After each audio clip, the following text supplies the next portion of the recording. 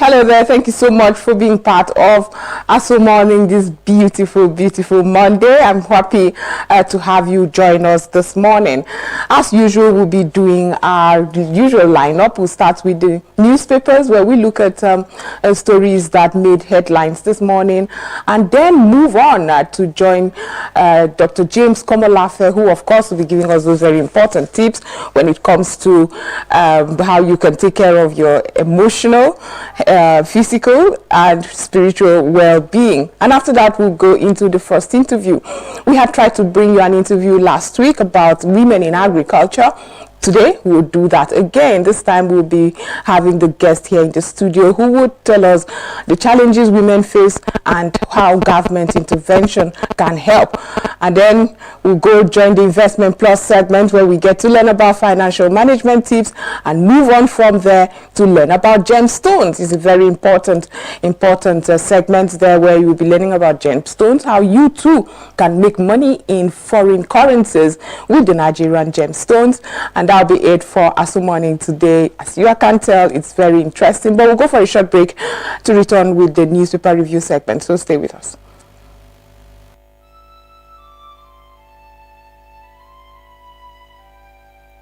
We are a nation blessed with people of diverse cultures, religions, languages, and opinions. It is ironic that we are now being ripped apart by our greatest strength, our diversity.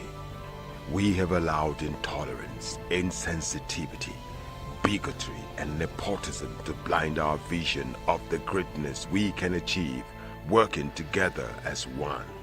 We may not have the same culture, nor religion, nor language, but we all belong to the same nation by the divine will of God. We did not choose to be Nigerians. Nigeria chose us. This nation is our divine heritage, and if we open our eyes, we would realize that what divides us pales in comparison to what unites us. And by the comparison and conciliation of our differences, we will grow until our differences disappear. Our unity cannot be willed by mere declarations, nor do we get unity by ignoring the questions that beg for answers. We must celebrate our diversity and debate our differences without fracturing our unity. Our strength is not in our numbers, but in our unity, because even the weak become strong when united. Nigeria unite. This message is brought to you by Abuja Broadcasting Corporation, owners and operators of Aso Radio 93.5 FM Abuja, Aso Television DSTV Channel 392, Star Times Terrestrial Channel 127, Free TV Channel 507, People's TV Channel 285, and UHF Channel 38.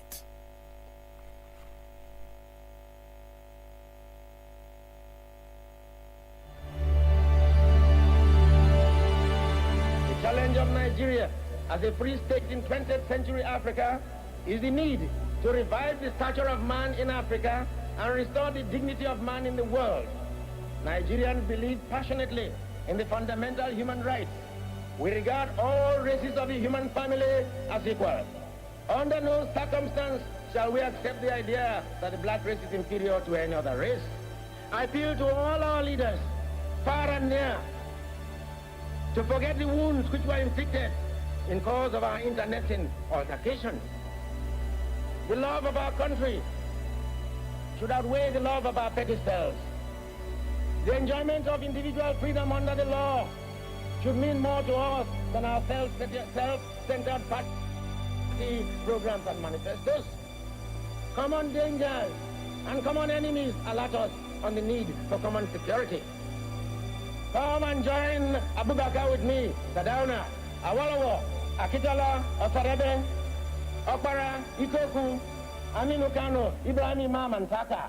Let us bind the nation's wound and let us heal the breaches of the past, so that in forging our nation, there shall emerge on this continent a hate-free, fear-free, and greed-free people who shall be in the vanguard of a world task force whose assignment is not only to revive the stature of man in Africa, but to restore the dignity of man in the world.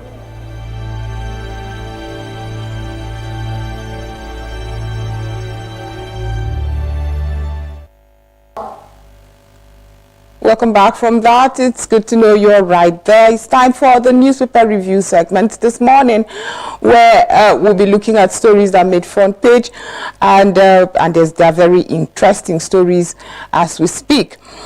Today we'll be jump-starting to the edition with the Blueprint newspaper this morning. And the Blueprint has as its lead story, Saturday rerun by elections.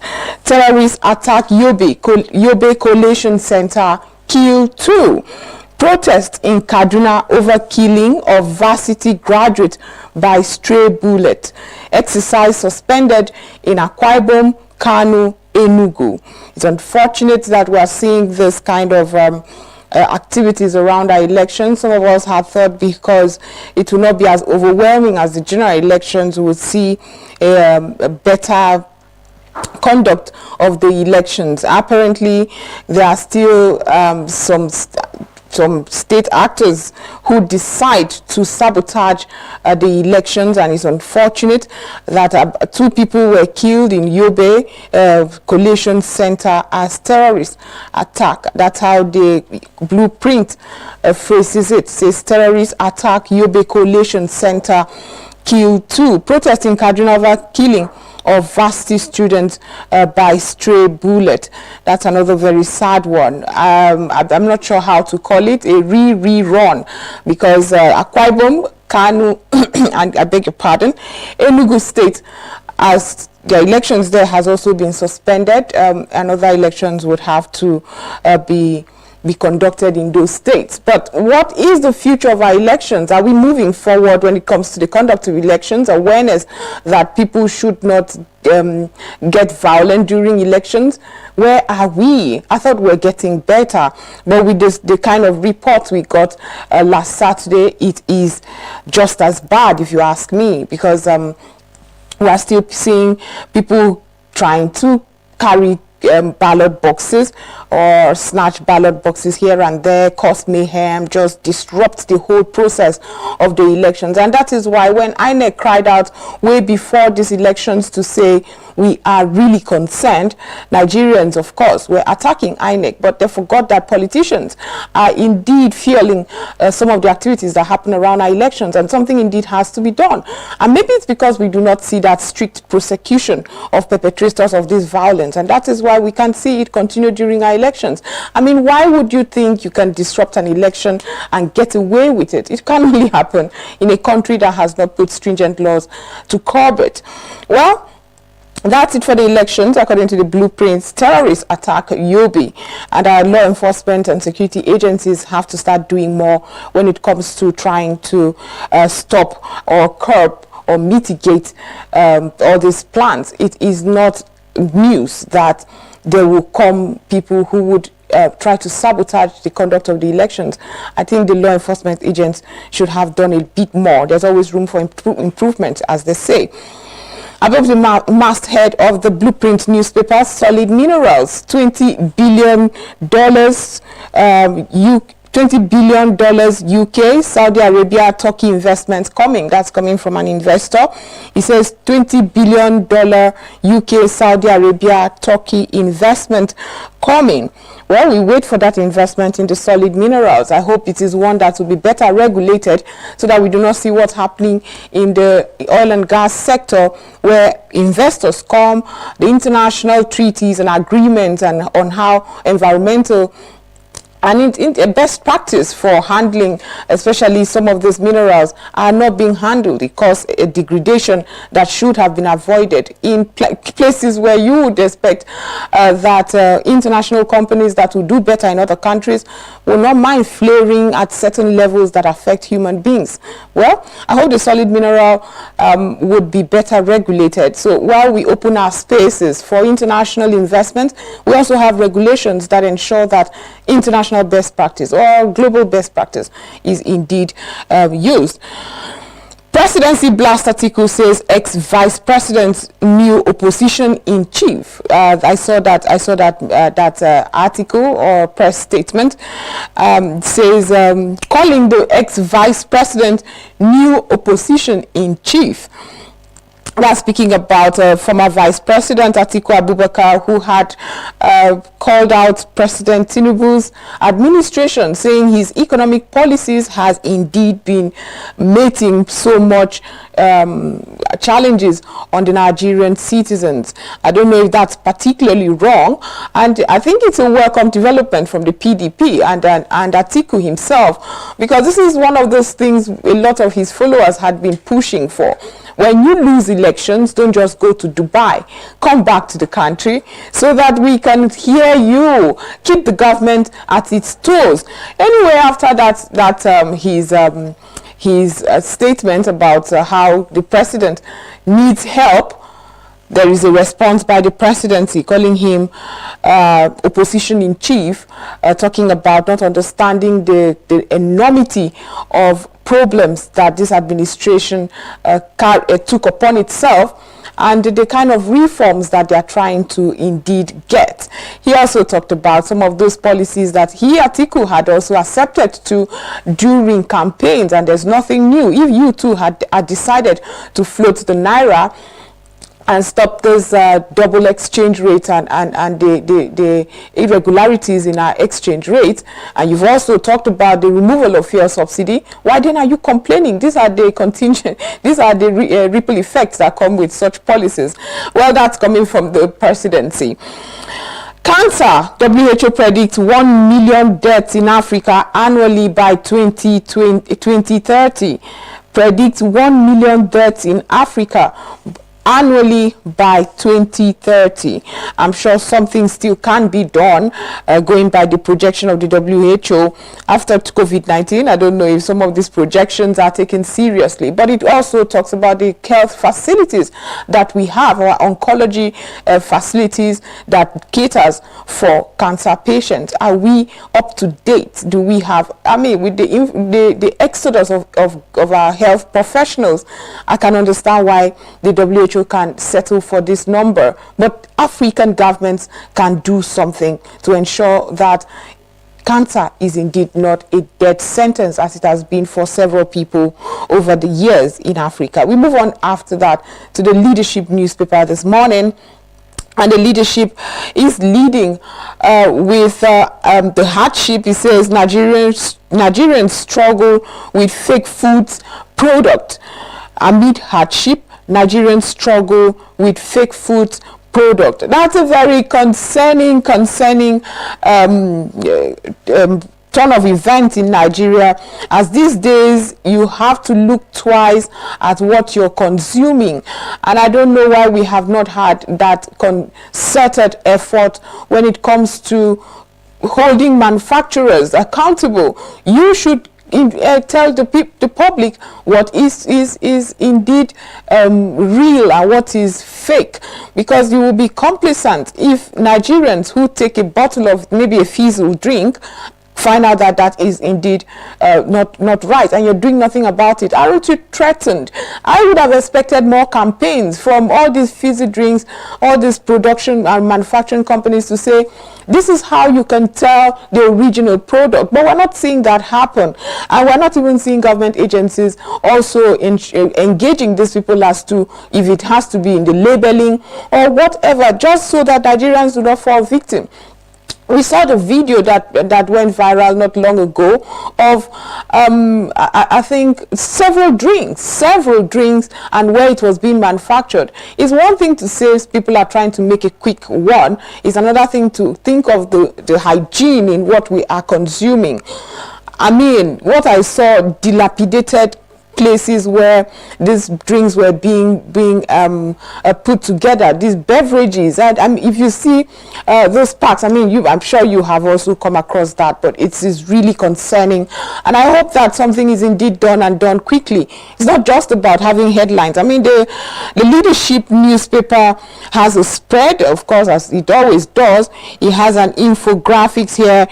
20 billion naira, Nigeria loses apex, approximately approximately 20 billion naira annually to counterfeit medicines, including substandard drugs. 500,000 substandard drugs are responsible for annual death of 500,000 individuals in sub-Saharan Africa. 267,000 deaths annually are attributed to counterfeit and substandard anti-malaria medications. 4.7% of overall cancer cases in Nigeria in 2019 were attributed to the consumption of adulterated alcohol.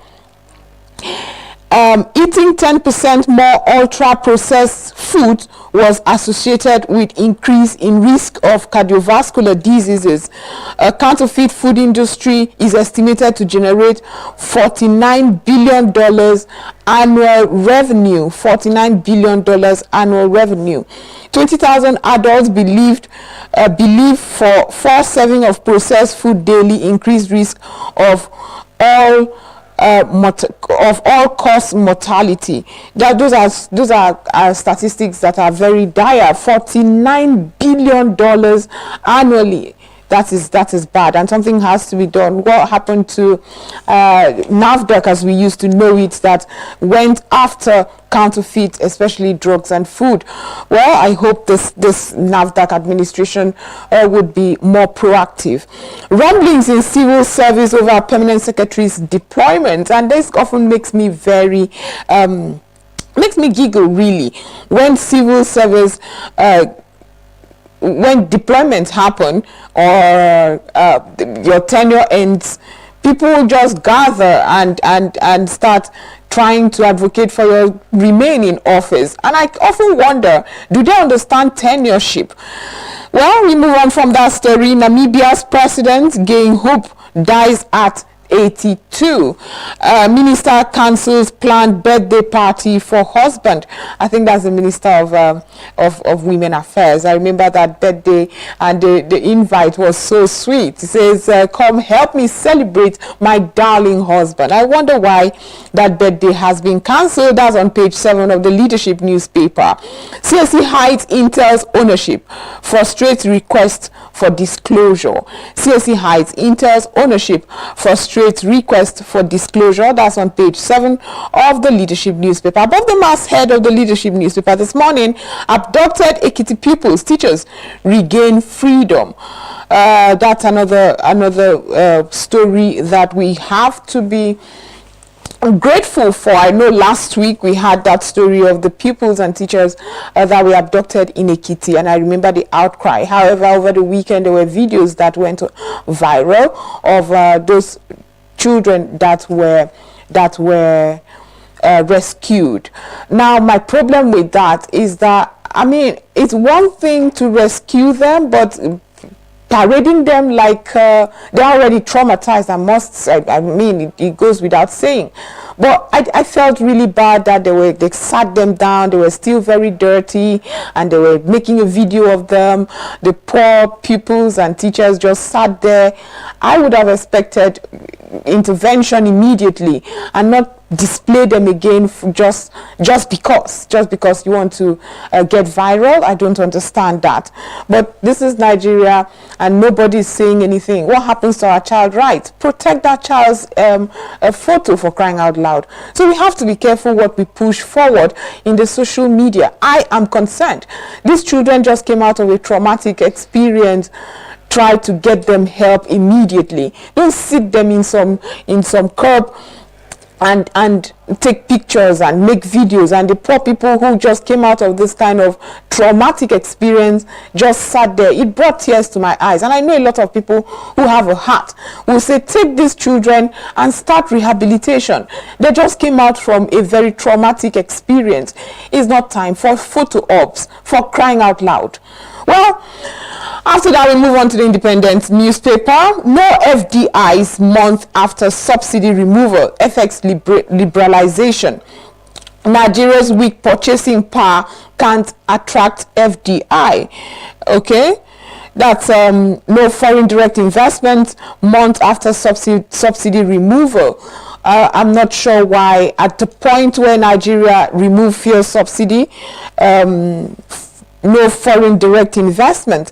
Could that be because they did not trust the economy after the removal of fuel subsidy, or that they had so much to gain from the fuel subsidy still being in Nigeria? Well, that story is on page 7 of the Daily Independent. You can pick it to know why the FDI, the foreign direct investment, stopped after fuel subsidy removal. But this analysis again is coming from it's coming from somebody who independently analyzed. So Oyebanji lauds Tinubu security agencies over release of abducted school children. Visit rescued Ekiti pupils, teachers in hospital. Again, when you read about what happened, it was said, I'm not sure if that's a confirmed report, but Oyebanji seemed to be lauding security agencies here. However, Omotekun was the one who took credit for the release of those children, but that's just me. The story is on page 29 of the Daily Independent newspaper. Insecurity, hunters in Southwest seek arms from members, OPC. Minister raises committee to dissolve gas supply challenges to Gencos, denies calling for subsidy removal. Yes, we read about that over the weekend. Yobe governor's death, huge loss. Tinubu Buni is saying that. Aviation stakeholders insist new ground handling rates justified. Call for extensive negotiations with airlines, waivers from government. Above the masthead of the Daily Independent newspaper this morning, Serap asked Tinubu to probe missing $3.4 billion IMF loan or face legal action. Serap, that's the Socio-Economic Rights and Accountability Project, of course, is asking Tinubu to probe missing $3.4 billion IMF loan or face legal action. While I agree, this IMF loan has to be probed, my question will be, legal action, where does it often end? I know Serap must have so much on its plate that it keeps threatening government with legal action. But where does it often end? Edo PDP Gubo Primary, Shebu, Onaiwu, 7 others petition, alleged process won't be fair. Decry multiple list of electoral officers. Decry multiple list of electoral officers. Now we move on from there to the Guardian newspaper. Duty increase. Spot FX rates. Adoption throw markets into panic. Duty increase, spot FX rate adoption throw market into panic. That's the lead story of the Guardian newspaper this morning. That's the lead story. It says duty increase, spot FX rate adoption throw market into panic. Okay, we move on from there. We have other stories here. The deadly Ibadan explosion, matters are rising. There's an editorial on the deadly Ibadan explosion and matters are rising. That should be an interesting read because like Nigerians, let us not push this under the carpet like we often do. So much came out of that explosion. We got to learn so much about how some organizations or companies will just keep what's it called now, explosives in resident areas, and that's very sad. Kidnapping epidemic, a failure of intelligence action at federal capital. There is an editorial on that as well. Your policies promoting despair, article tells Tinubu. Your policies promoting despair. Okay. Abducted Ekiti school children, teachers regain freedom. Driver killed. Adopted Ekiti school children regain freedom. Driver killed. 3 weeks after, new heads of culture agencies yet to take over. 2 weeks after, new heads of culture agencies yet to take over. World Cancer Day, high cost of care worsen epidemic. World Cancer Day, high cost of death. High cost of care rather worsens epidemic. 78,899 deaths toll yearly. I don't know if that's in Africa, in Nigeria, or across the world, but that the story is on page 8 of the Guardian newspaper. BOI IFC leverage summit to chart Nigeria's industry growth. Okay, 500 workers left National Hospital 2 years. In 2 years, 500 workers left National Hospital in 2 years. That's coming from the CMD as he laments. That's unfortunate. We have been talking about how the influx, rather, or the exodus of our medical professionals, but this is quite sad. This is quite sad. 500 staff. Wow. Okay, having said that, we move on from the Guardian newspaper to the Daily Trust newspaper this morning. Teenager killed as custom officials chase smugglers. Teenagers killed as custom officials chase smugglers. That's quite sad. Atiku presidency clash again over Tinubu's economic policies. How villagers hid guns after we killed terrorists. Defense chief says how villagers hid guns after we killed terrorists. Okay. I hope these villagers would relinquish these guns because it's quite concerning. When people, anybody who isn't trained, has guns at his disposal, it's concerning for any government. So I can understand why the defense chief is saying that by the time you kill terrorists and before you come to their corpses, the villages hid these guns, and it's concerning because if they are trigger happy villagers, it might cause chaos. I hope they are able to recover some of those guns and ammunitions that are taken from the terrorists. Plateau, concerns over PDP chieftain's threats to INEC commissioner. Concerns over PDP chieftain's threats to INEC commissioner. CBN's investigators passed stalks Tinubu's assignment, and the writers here says allegations irrelevant to Obasi's new role. That's coming from the presidency. Crime busters should have impeccable character. Crime busters should have impeccable character. That goes without saying. I mean, you cannot be fighting crime when you have cockroaches in your cupboard. A lot of people would also point at yours. And below the masthead of the Daily Trust newspaper, darkness in major cities as national grid collapses. Yobe's first civilian governor, Bukaba, dies at 75. Nigeria fails to meet oil production target in 10 years.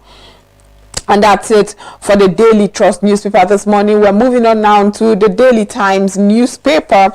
And it says, Presidency, Atiku clash over Tinubu's policies. Presidency, Atiku clash over Tinubu's policies. Above the masthead of the Daily Times newspaper, NCAA warns domestic airlines on flight disruptions. Oh, Nigerian flight disruptions. You never can say when you would indeed reach your destination, and I hope indeed this warning will be taken seriously because Nigerians have been lamenting the flight disruptions. It's gotten so bad that if you really want to get to a certain location on a certain day, you go a day before, so that whatever flight disruptions will happen, I mean, by that time you would have arrived.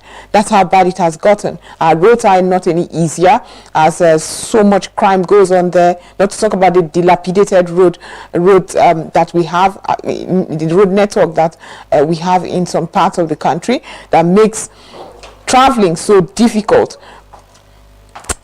Something indeed has to be done, and has to be done fast. Northern youth trace insecurity, economic woes to Buhari. Northern youth trace insecurity, economic woes to Buhari. That's a funny one. And the writer here says, Flay Katsina elders attack on Tinubu. Flay Katsina's elders attack on Tinubu.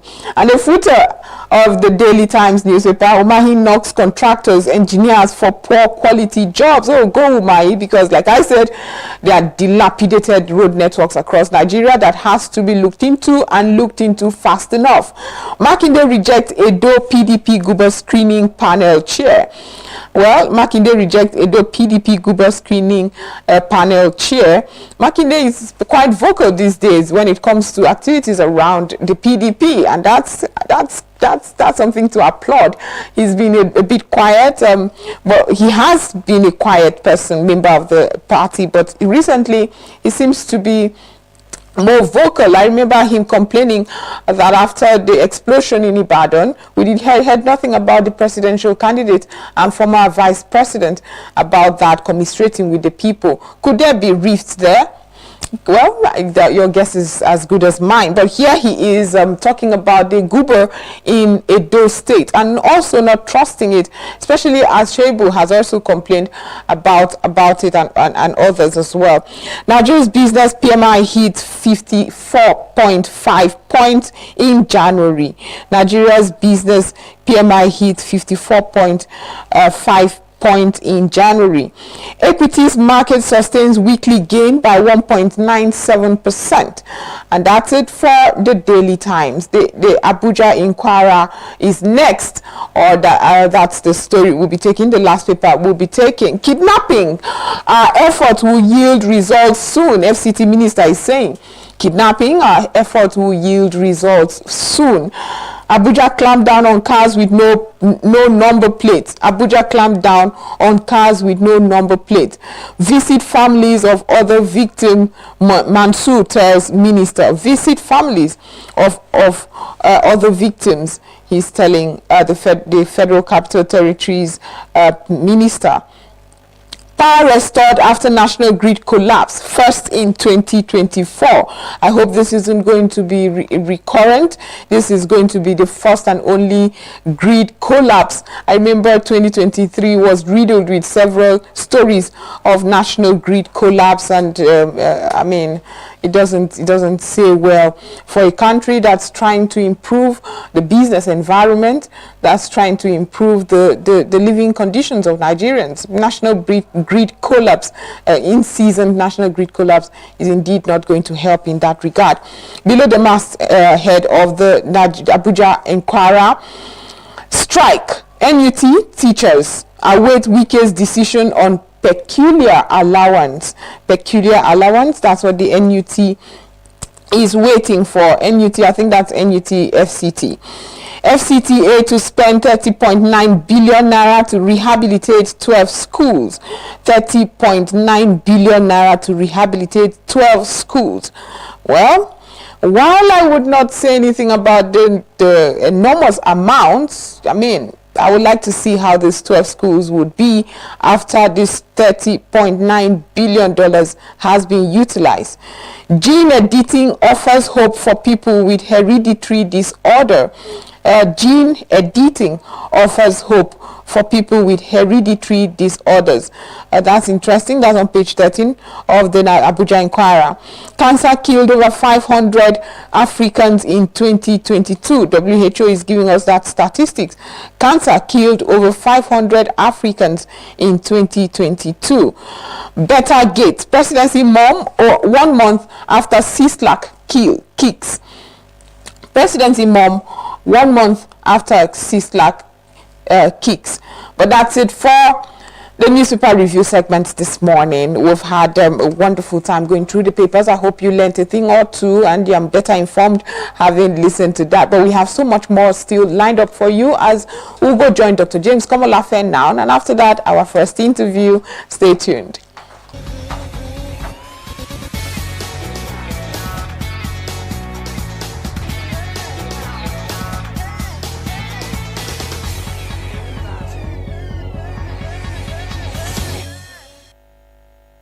Wow, glad to have you here today. Good to see you. I'm James Komolafe from Saba Resources Intervention Hub, a hub for the good, the bad, and the ugly, where we'll treat you by checking you neck up to be sure you are good neck down. We have a brand new episode we are starting today on the behavioral checks fundamentals. In other words, what are the basic things you need to check to be sure you are not only good, but that you are great. Great as an individual and great also as an institution. So the topic today is ORIP value construct. ORIP, O-R-I-P, by acronym, where O stands for ownership and the letter R stands for responsibility. The I stands for influence and P for productivity. Wow. What is it all about? Until you own your own ownership, you have not started in life. To creating value means accepting who you are, hook, line, and sinker. And you are beginning to turn your bad and ugly to good. So please, to what extent have you owned yourself? That's letter O, ownership. How about R? You begin to shoulder responsibility based on the you that you know and grow in order to show forth. So responsibility is your capacity to understand your ability, what you have, reality, the situations around you, and the activity, what you do.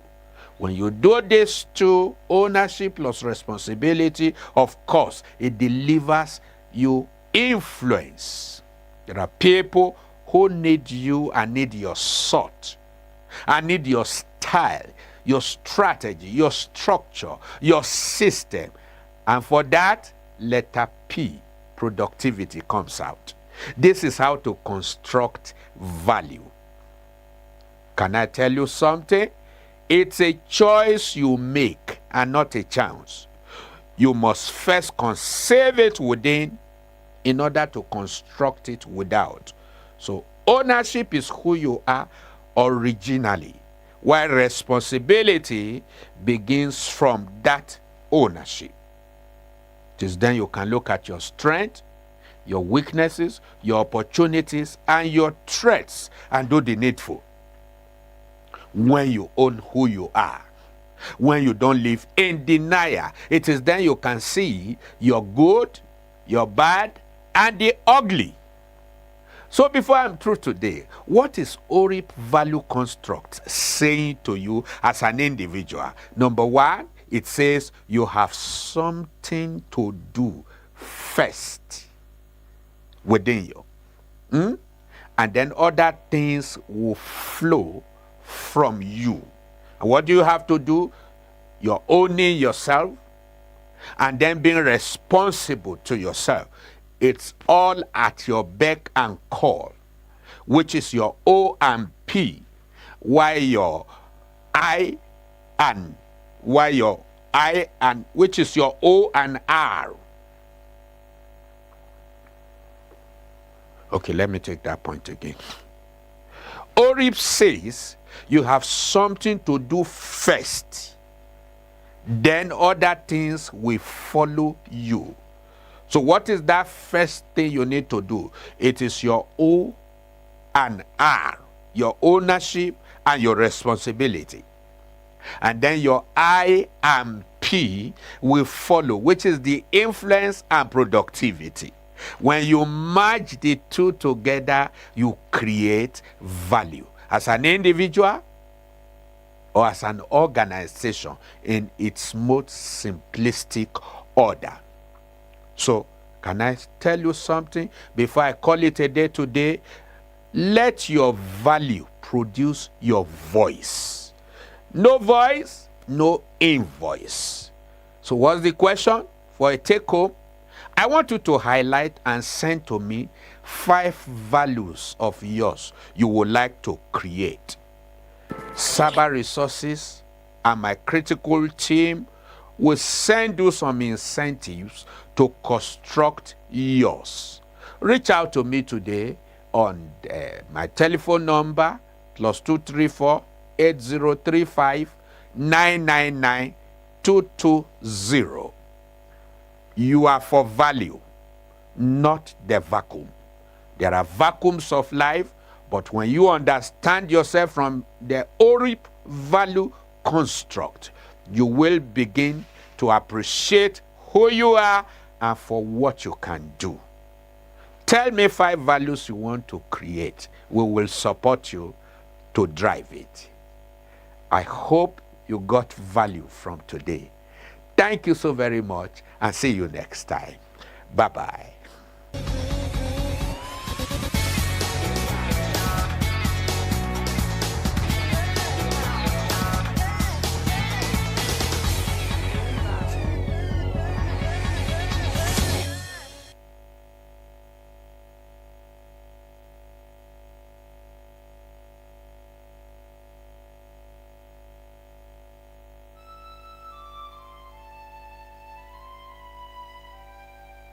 We are a nation blessed with people of diverse cultures, religions, languages, and opinions. It is ironic that we are now being ripped apart by our greatest strength, our diversity. We have allowed intolerance, insensitivity, bigotry, and nepotism to blind our vision of the greatness we can achieve working together as one. We may not have the same culture, nor religion, nor language, but we all belong to the same nation by the divine will of God. We did not choose to be Nigerians. Nigeria chose us. This nation is our divine heritage, and if we open our eyes, we would realize that what divides us pales in comparison to what unites us. And by the comparison and conciliation of our differences, we will grow until our differences disappear. Our unity cannot be willed by mere declarations, nor do we get unity by ignoring the questions that beg for answers. We must celebrate our diversity and debate our differences without fracturing our unity. Our strength is not in our numbers, but in our unity, because even the weak become strong when united. Nigeria unite. This message is brought to you by Abuja Broadcasting Corporation, owners and operators of Aso Radio 93.5 FM Abuja, Aso Television DSTV Channel 392, Star Times Terrestrial Channel 127, Free TV Channel 507, People's TV Channel 285, and UHF Channel 38.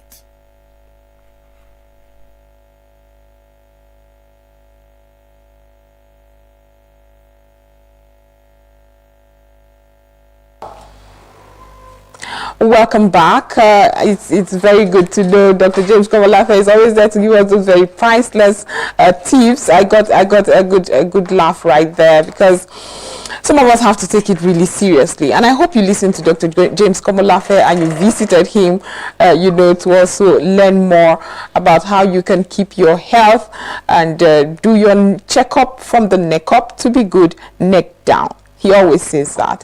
Well, we're moving on now to that segment where I told you we'll be discussing gemstones. A lot of people do not know what it is and are very, very skeptical about these minerals, these solid minerals that Nigeria has. Gemstones are a special class of industrial mineral that are cut or faceted and polished for use as jewelry and other personal adornment.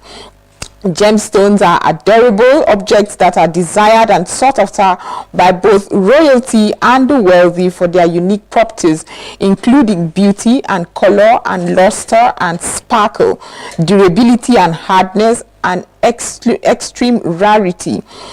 Gemstones, on the other hand, are minerals that constitute part of a country's natural endowment to be explored, exploited, and revenues used for community benefit.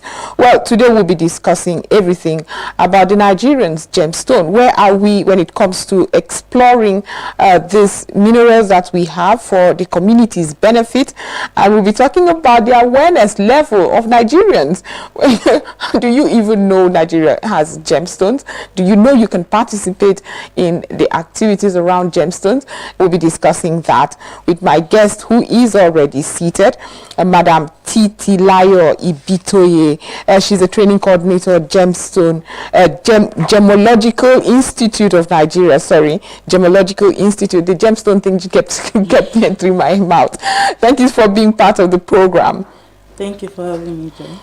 Yes, okay, she's also a master jeweler. That's something I would have to explore as the conversation continues, because I need all the jewelries I can get, and I want them as rare looking, all royalty as much as possible.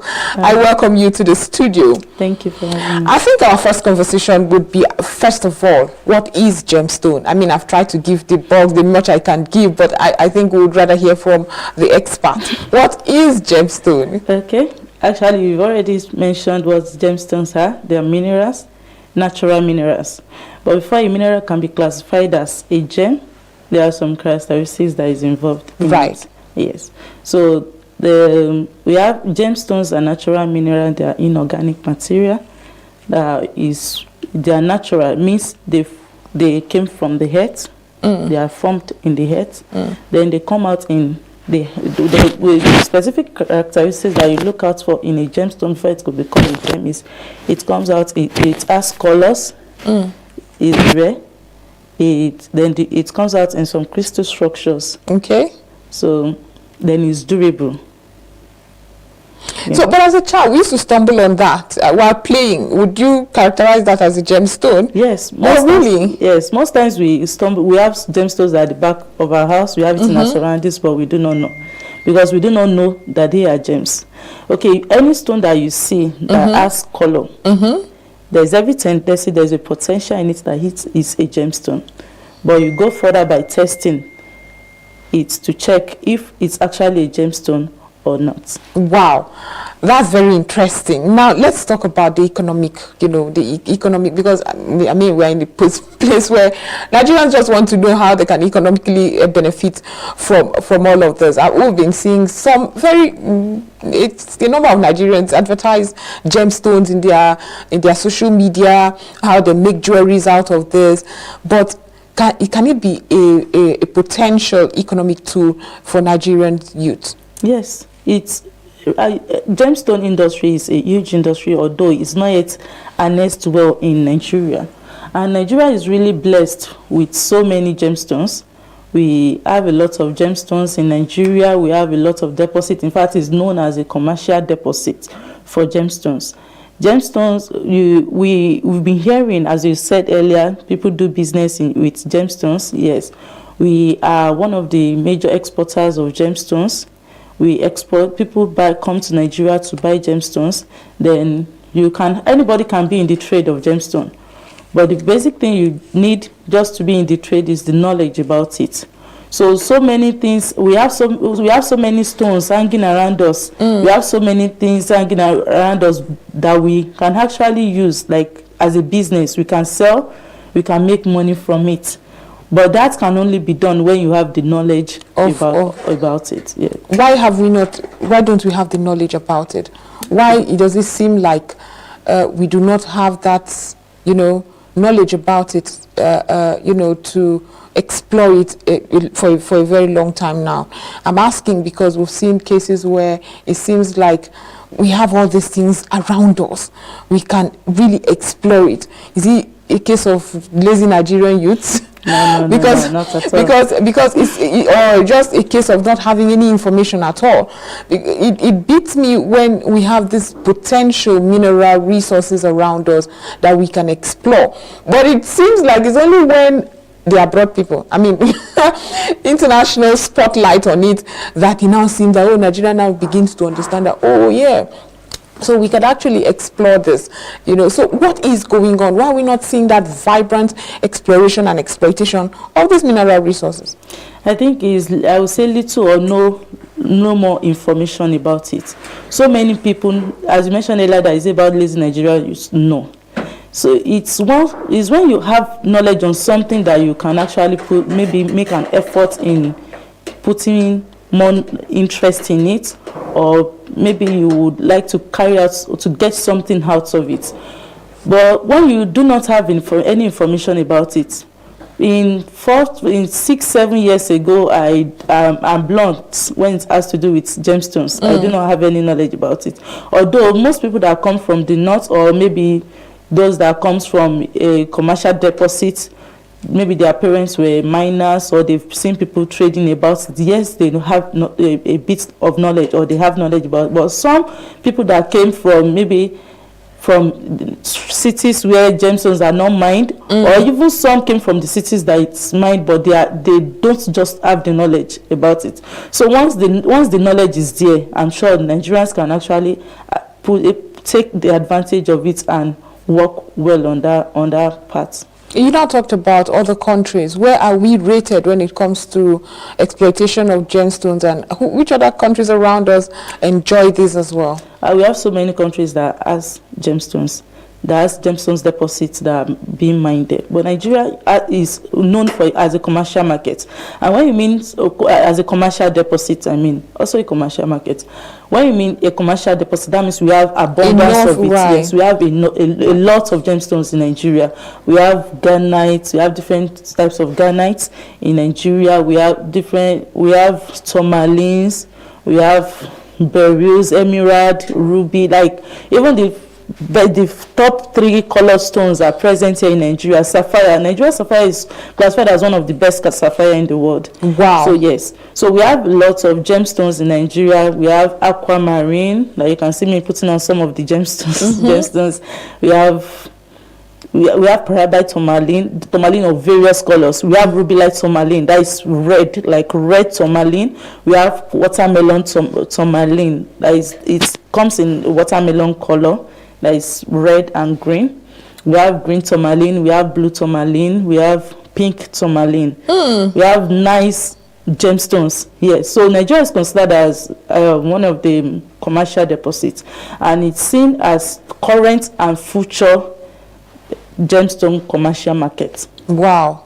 With a lot of potentials, of course, but yes, are there states that have more are there states within Nigeria that you can identify that has more deposits than others, and has it been really identified and exploited as it should be? Commercial quantities is my ears are already my antenna is already up. Yes, Oyo State has a lot of watermelon tourmaline. They have a lot of tourmalines in Oyo State.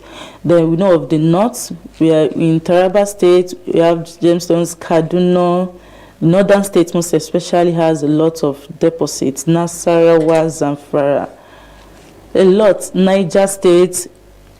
So virtually all the states in the country, virtually all the 36 states in the country has one deposit or the other, although some has not yet been identified yet.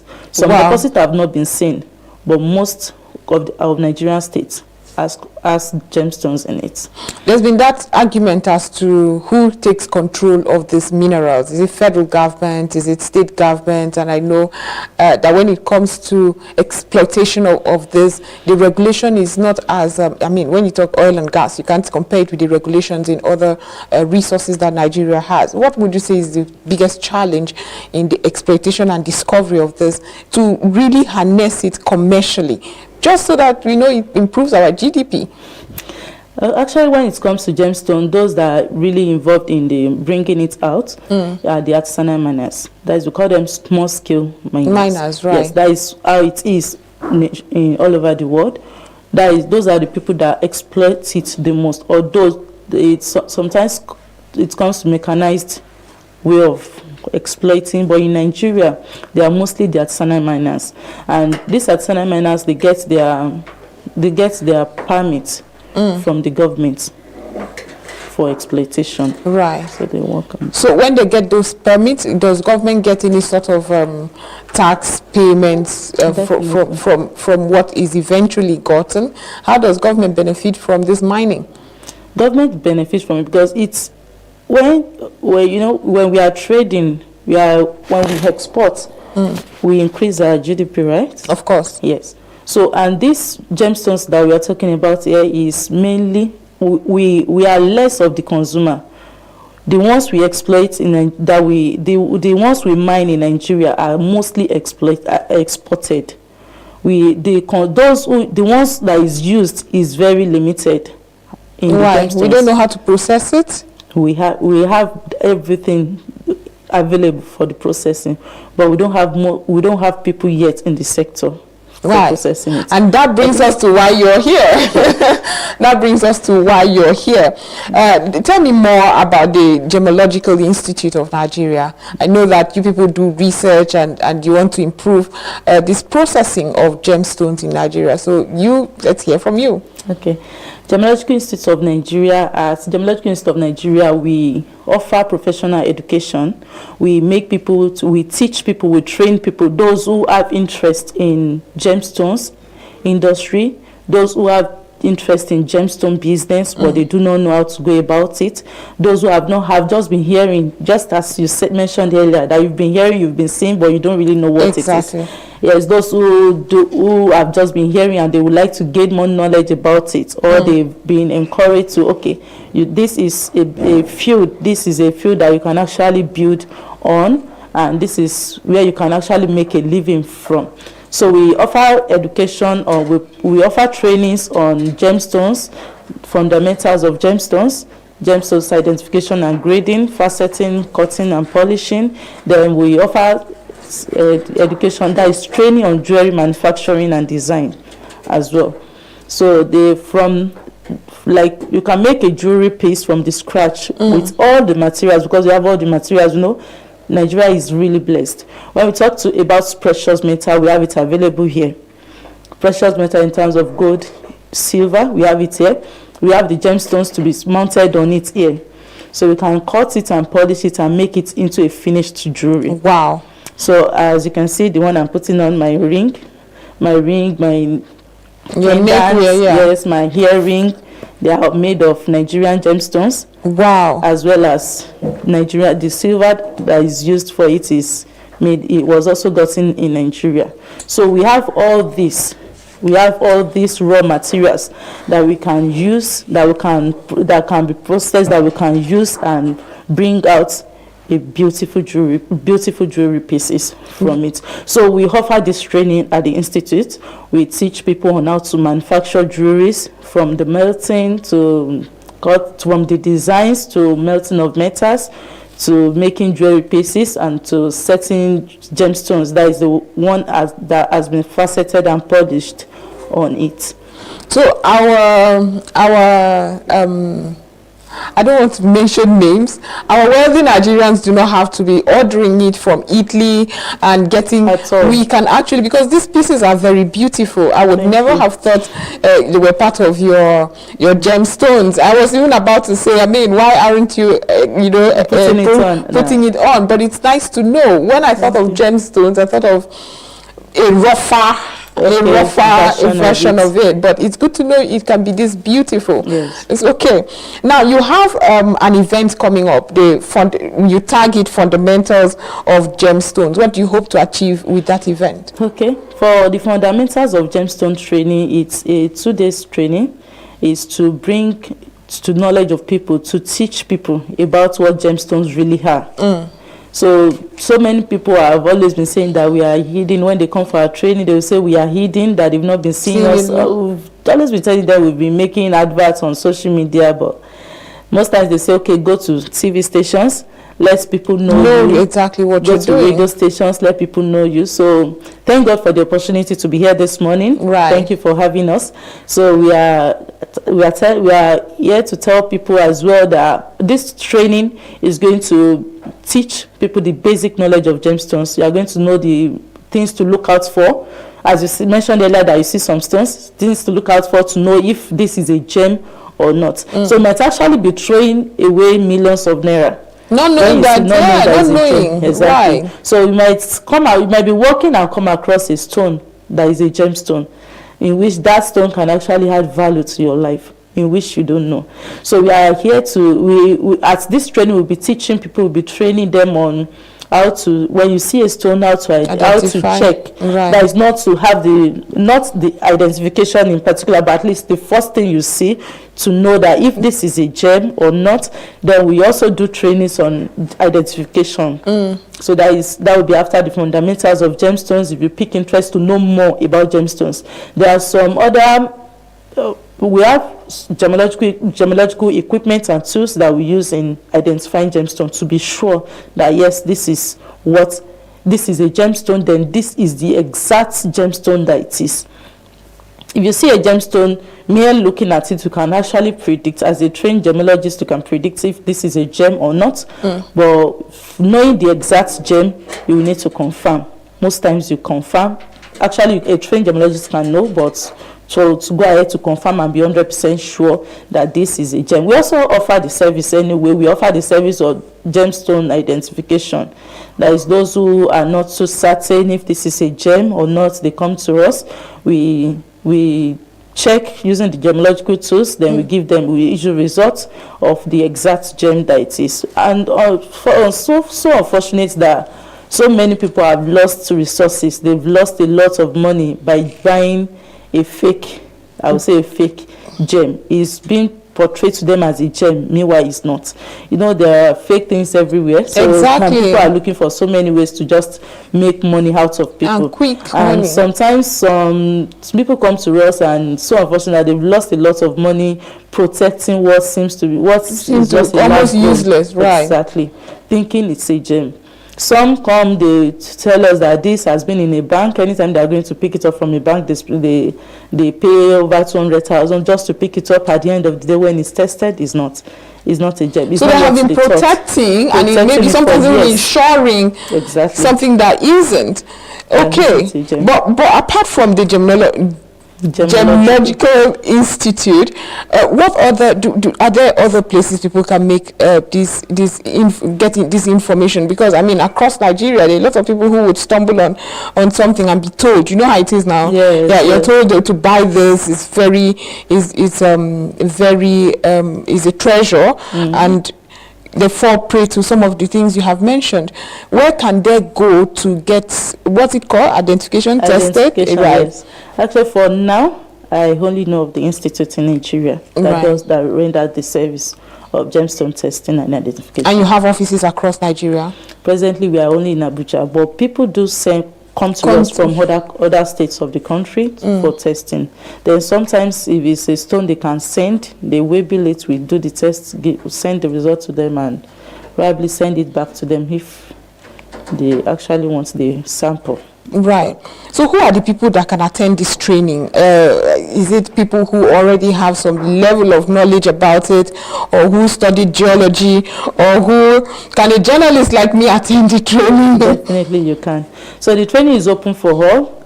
Once you can read and write, that is, you understand what we are saying. You know, communication is key. Exactly.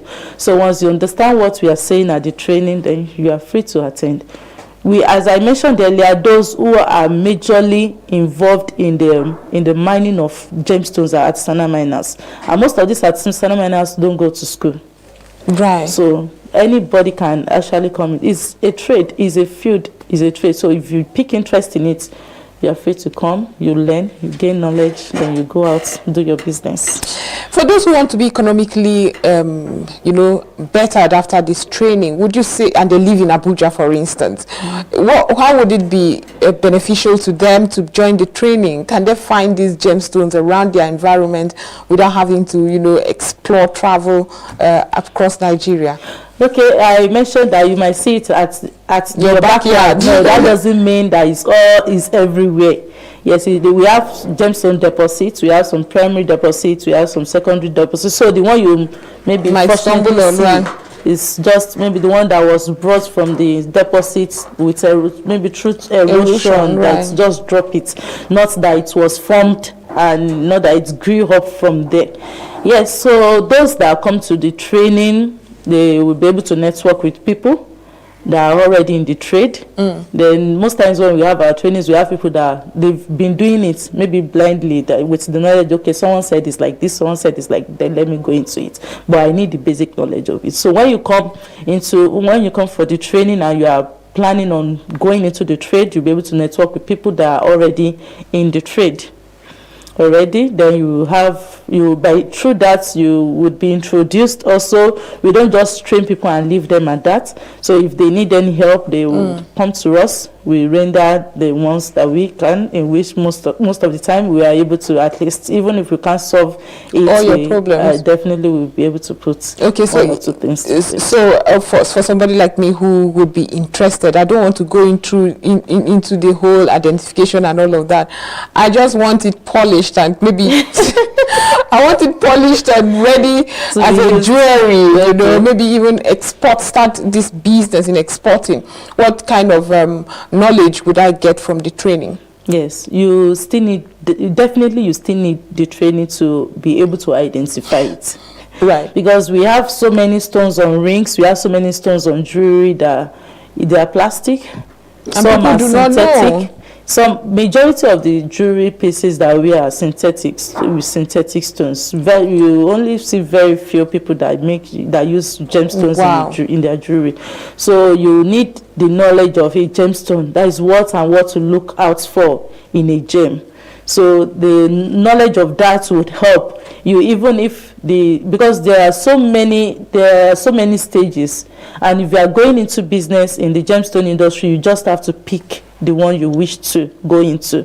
Because from some are into rough selling, some are into the tumbled one, some are into the cut and polished one, that is the faceted ones. Some deals with only the cabochon type and all. So the basic knowledge that you need, which you will get in the training, is is this actually a gem? Then you will be able to know the clarity. That is, I wouldn't want to go too technical on me, please. Don't go too technical on me. Right. Okay, so anybody can attend this event, okay? Yes. So what would it entail to attend the event, and where is it? Okay, to be holding at the Gemological Institute of Nigeria in Abuja Chamber of Commerce and Industry, inside Abuja Chamber of Commerce and Industry compound, kilometer 8, Airport Road, Lugbe, Abuja.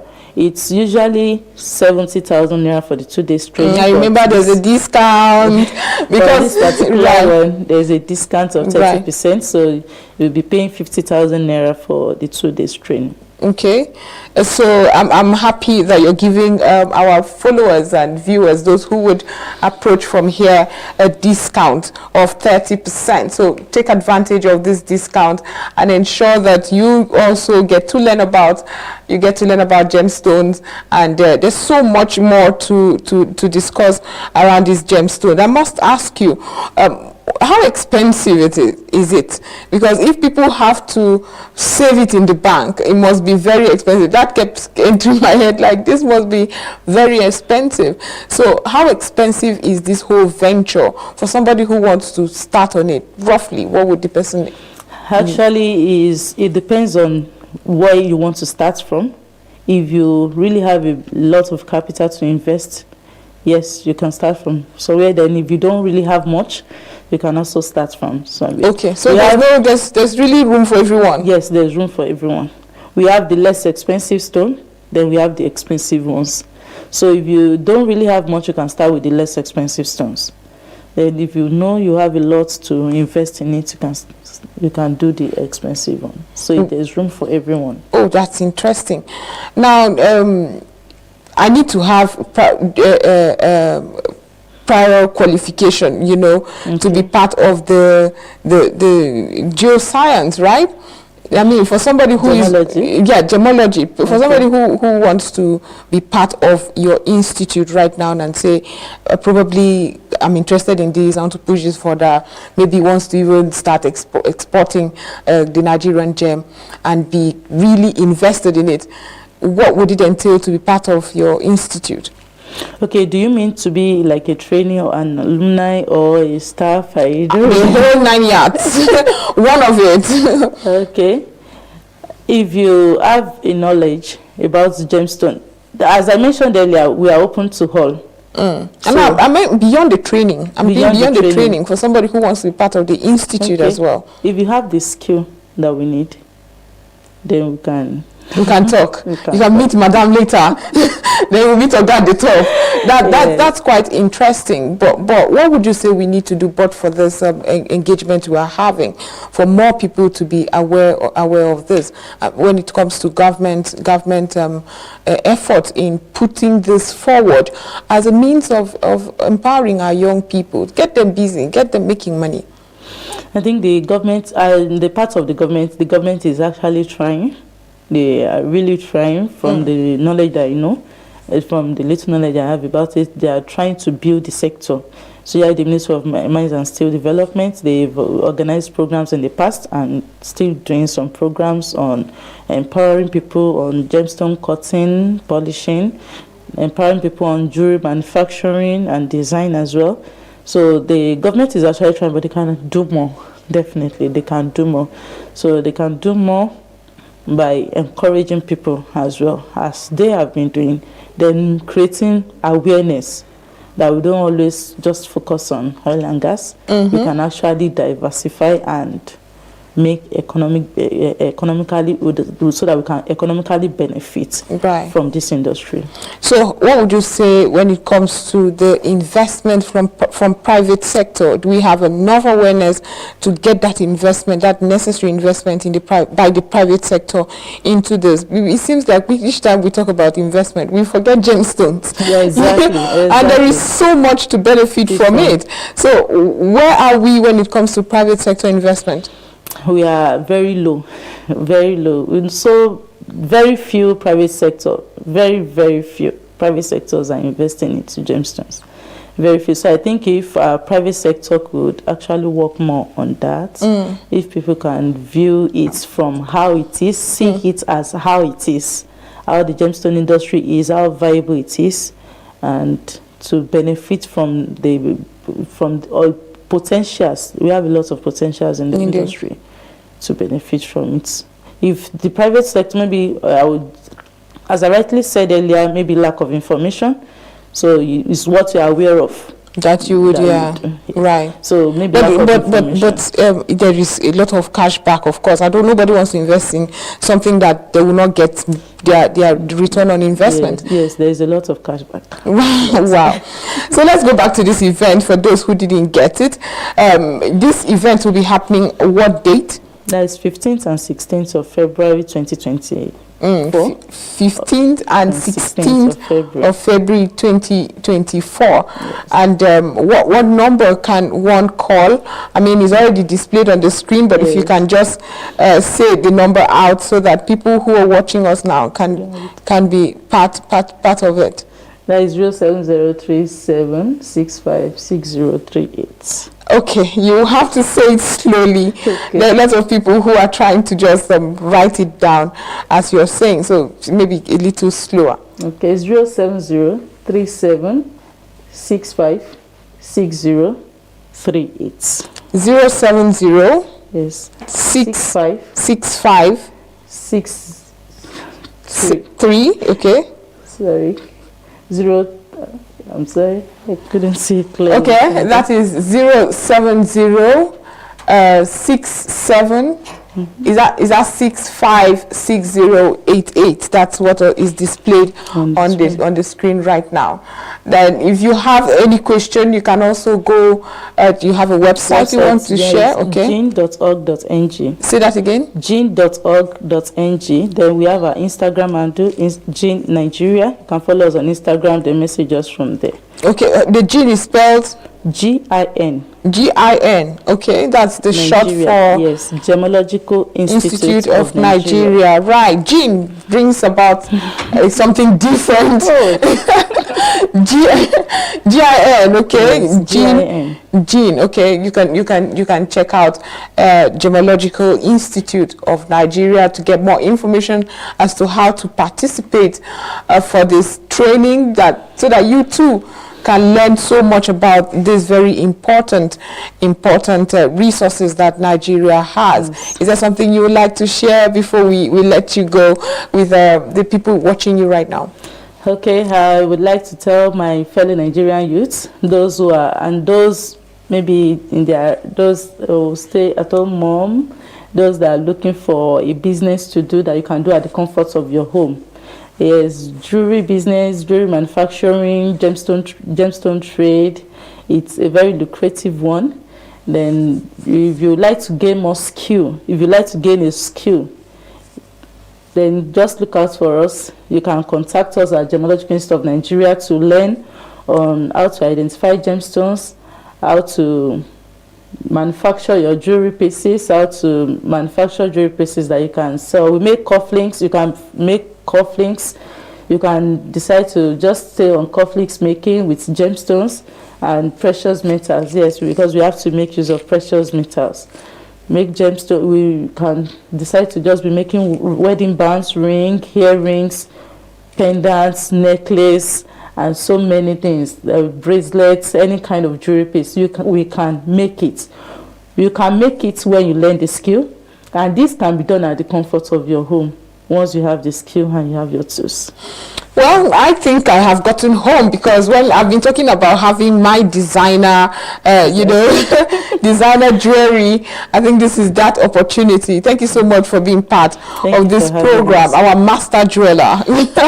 You will hold my hand in getting that very important, business idea that I have. I hope I have not given it out just yet. We've been discussing with Titilayo Ibitoye, training coordinator at Gemological Institute of Nigeria, a master jeweler. I'll see you at the training, and I hope that others who also have the dream that I have would participate in this. Thank you for the work that you do in exposing this mineral that Nigeria has. Thank you so much for having us. Yes. We appreciate.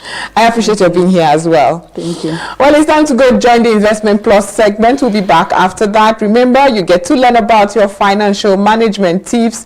You can stay abreast in spite of the financial crisis going on.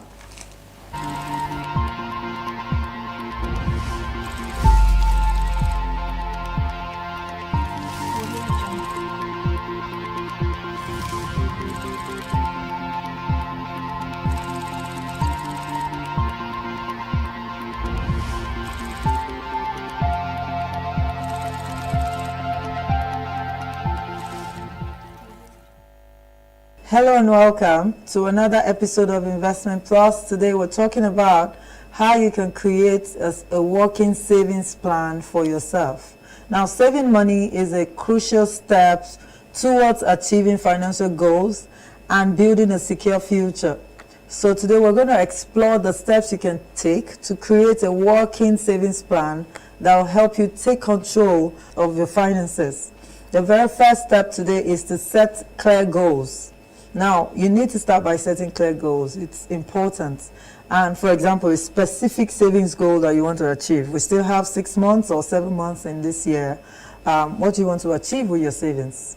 I know it's a bit hard to save today, but guess what? It's the secret and the way to build wealth, regardless of what's going on in your economy. So you have to learn to save. Did you know that you even have to save more during an inflation? So do you want to save for a down payment on a house? Do you want a dream vacation? Do you want to create your emergency fund for the first time? Whatever goals you want to achieve, maybe pay down debt, pay for school fees, pay your rent, your wedding, whatever it is that you have as an objective, whether short-term or long-term, you must set that goal clearly, and then begin to assign a portion of your income towards that.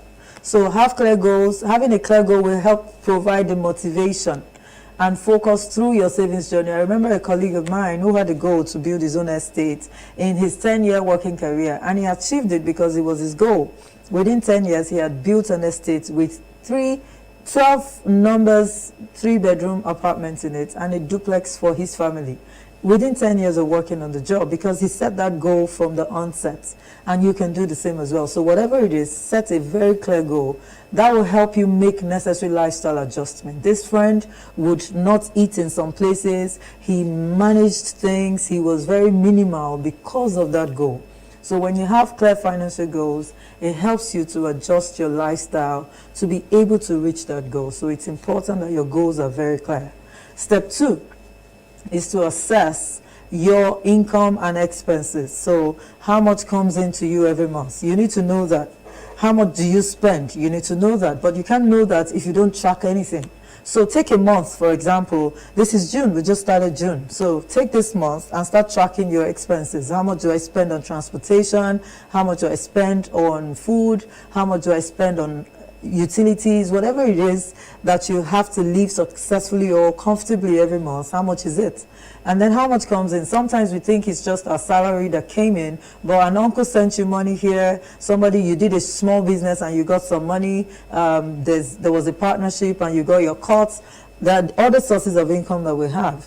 So track that as well. And then you can tell, oh, this is how much came in, this is how much I spent. Tracking also helps you know where you overspent or where you're underspending. For example, if you track and there was no savings on your expense for the year, for example, you tracked and you saw that I didn't even invest anything, I only spent everything. That's a red flag.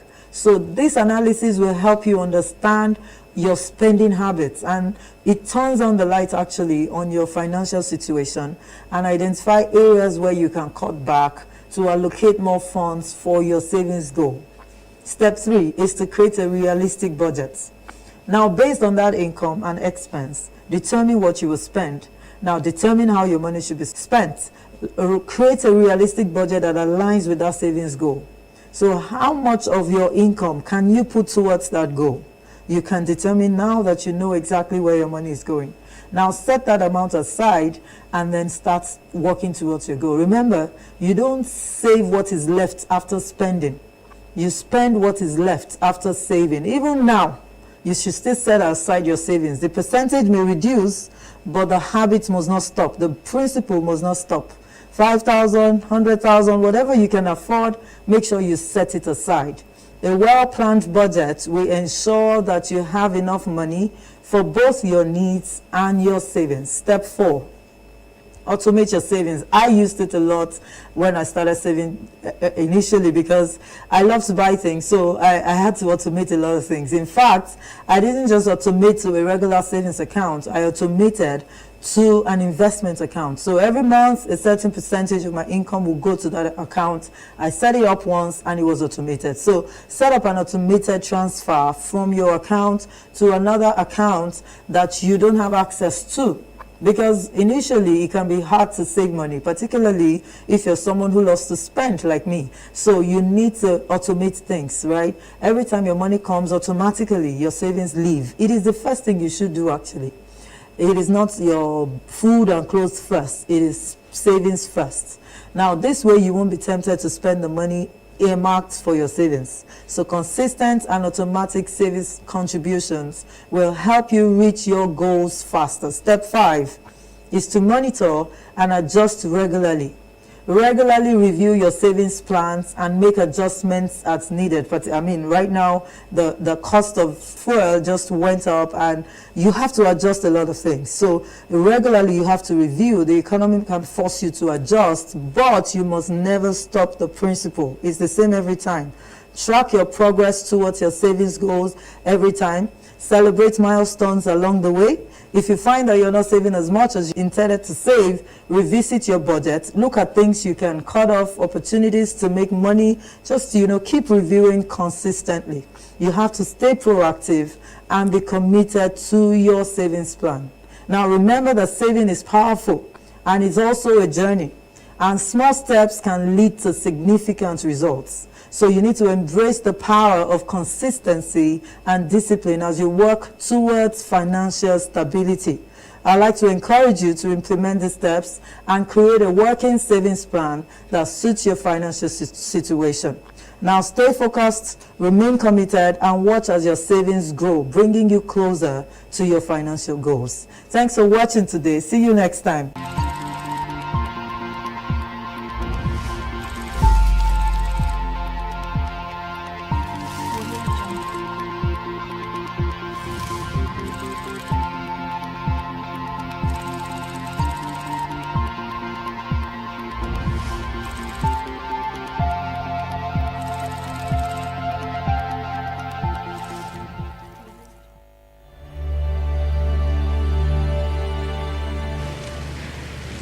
Mr. President, last Saturday, the country which I have the honor to represent, the Federation of Nigeria, became independent and assumed the rights and the responsibilities of a sovereign state.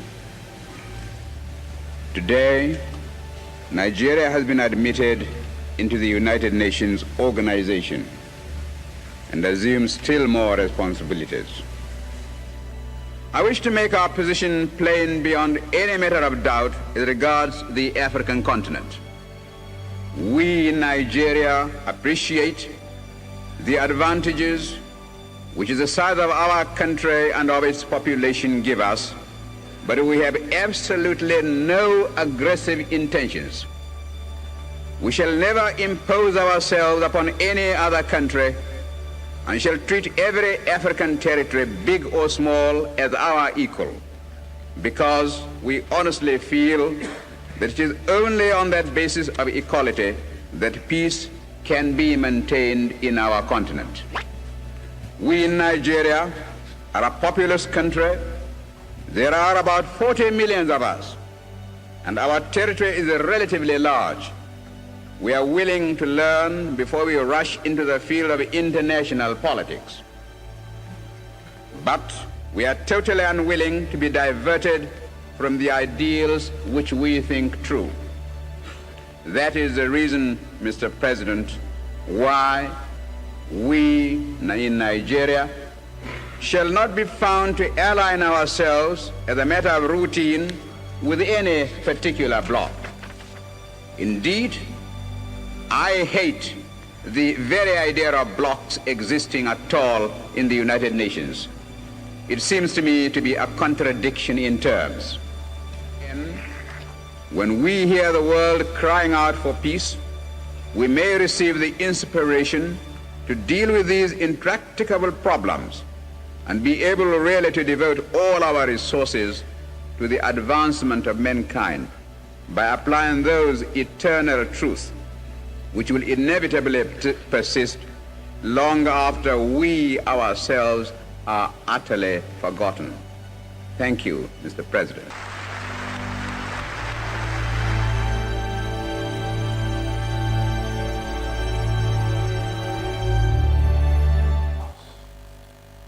And that is a wrap on Aso Morning this beautiful Monday. I hope you start your week as energized as I am.